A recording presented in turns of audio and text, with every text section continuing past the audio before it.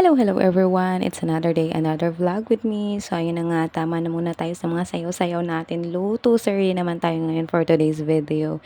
So, ayun na nga guys, napagdesisyonan kong magluto ngayon ng chicken with salad para healthy-healthy naman.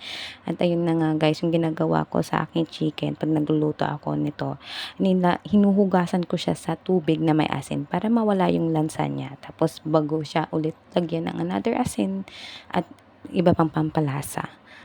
At dahil nga sa mga oras na yan ay nagmamadali na talaga ako guys kasi magsusundo pa ako sa alaga ko. Kaya ginagawa ko, nagmumultitasking na ako habang nagpapainit ako ng kawali dyan na pamprito ko sa aking manok.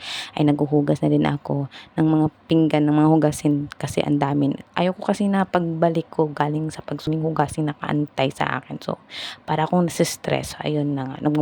At alam nyo ba guys, ako lang ba? Pero ewan ko sa sasabihin ng iba. Pero gandang-ganda ako sa boses ko. Tsaka parang kinakarir ko na siya mag voice over. Alam niyo yun, pag pinapakinggan ko yung boses ko po.